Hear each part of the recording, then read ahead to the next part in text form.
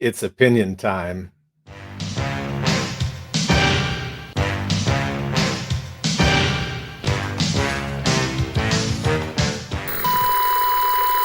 Let's take a look at the G.I. Joe Transformers crossover Bumblebee Striker, and then check out what some people are saying about this Hasbro Pulse offering. Then, of course, I'm gonna give my opinion. The technical term for this item is the Transformers Collaborative G.I. Joe Mashup. Today we're going to be taking a look at the Bumblebee Striker and the Stalker O-Ring figure.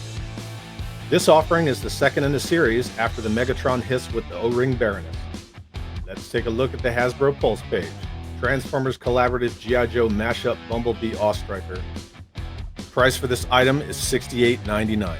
So it's available for pre-order, and it says this item will be available to ship approximately February 1st, 2023. And again, these are digital renders, so the final product may vary here. But just taking a look at the images of the item. There's your slide-out box with your plastic-free packaging. That's actually a pretty good design for plastic-free. It's in line with some of the older vehicles where they just show an image of the figure that comes with the vehicle. I do kind of like the design of this box. Let's go ahead and pull up some images of the Megatron offering. So here we are in the G.I. Joe page on Hasbro Pulse. Oh look, Blue Ninja 2-pack and Kamakura. Pre-orders sold out. I wonder why. All these sold out items. Sold out, sold out. Not Dusty, he's still hanging in there. Zoran is hanging in there. So here's the Transformers Collaborative G.I. Joe Mashup Megatron Hiss, or Mega Hiss. Let's go ahead and take a look at that. Obviously this item is sold out. The price was $89.99 per unit, with a pre-order ship date of approximately January 1st, 2023, subject to change. So here's the Megatron Hiss. Baroness O-Ring figure. I have to say, for a Hiss tank, as someone who really loves Hiss tanks, I have 33 of them. This is a good looking Hiss tank. Personal opinion, I really like it. What I don't like is this. This looks like he's wearing a backpack and she's supposed to be Yoda. Or another way that I like to describe it is this is one of those race car grocery carts. She's the bratty little kid they threw in the race car part of the grocery cart. Megatron's wearing a cup holder. And then here's the packaging for the Megatron Hiss. I don't understand. Collaborative mashup. Megatron Hiss Tank crossover. Done and done. I really like this box art. Baroness looks great on it. Megatron looks good on it. It's just a good looking box. A few weeks ago, after this Transformers Collaborative G.I. Joe mashup, whatever you want to call it, Bumblebee Striker was first announced. So I made a post on Facebook asking people what were their thoughts on this item. Let's go ahead and take a look at some of the comments. Danny Velasco says he digs it. My buddy James, Mr. 90s Neon Joes, he likes it. He's on board. Ryan likes it. Matthew LaCroix wants to know where he signs up for a set. Steve McClure says he's not interested. Personally, he thinks it should have been Hound. Steve's Toys is on board. Michael Horsley says, 1, they should have named him Beachcomber. 2, the driver should have been Beachhead.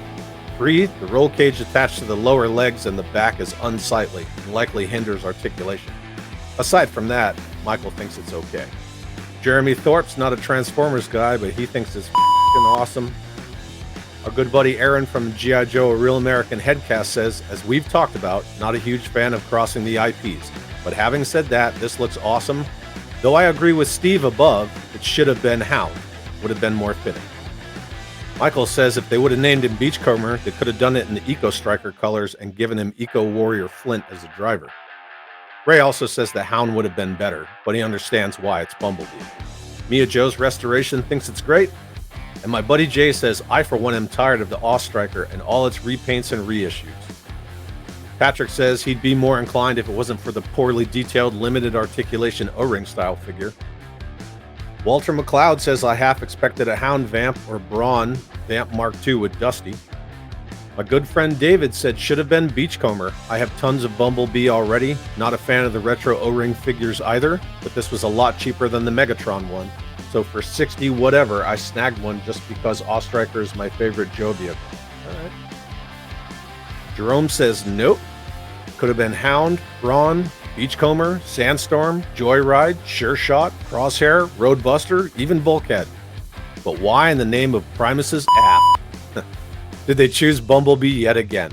I like the mold, the paint, and the overall design, but anything but Bumblebee, and I actually like Bumblebee, but enough already. Travis Williams says, I'm a Transformer G.I. Joe crossover fan, and I like the Hiss and Bumblestriker, but I wish they'd do something beside the same vehicles that they stick to every time they release something new. And that goes along with a lot of comments. Hasbro plays it safe. They play it safe all too often. John Earl loves it. Sean Wall says, looks good. I'm not supposed to be excited by it, but my interest in new products is on life support.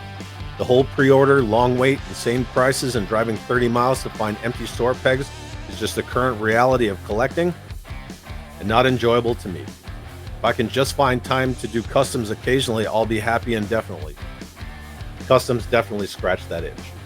John McDonald, Johnny Havoc of Simple Tricks and Nonsense says, maybe it's just me, and I like structure and logic too much, but why not Beachcomber or Hound? They already have tons of retro stalkers laying around. That's why we didn't get a new retro character. Jeff says another win. David Anthony says he likes it, but he agrees it should have been someone other than Bumblebee. Our good friend Hendo says, why not a Warpath Mobat? Why not take all the unsold Eco Warriors buggies and make Beachcombers? Jurassic Park Grimlock? Hasbro, you nitwits. Then Matthew Skystriker says, Hound as a vamp with clutch would be cool. So we have a lot of votes for a Hound fan. Although if we talk about the argument where Hasbro likes to play it safe and keep producing the same things, another Hound vamp would probably just add to that. There's no reason why Hasbro couldn't make more of these suggestions in future offerings. My personal opinion, I think the Bumblestriker looks good.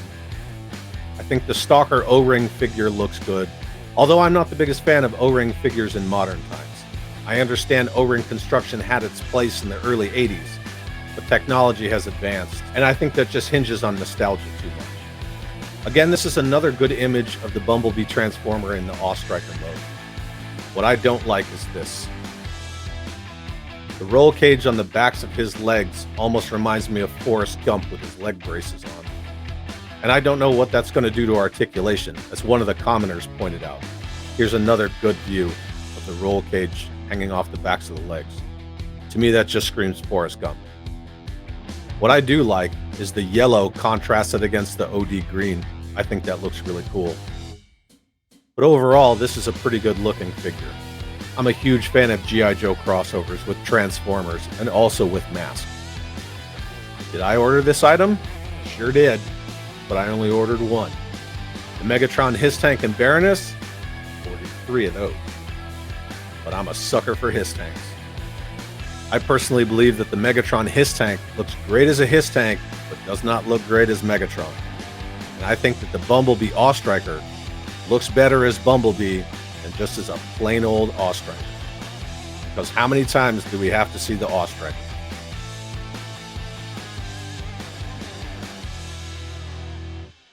That's it for this opinion video.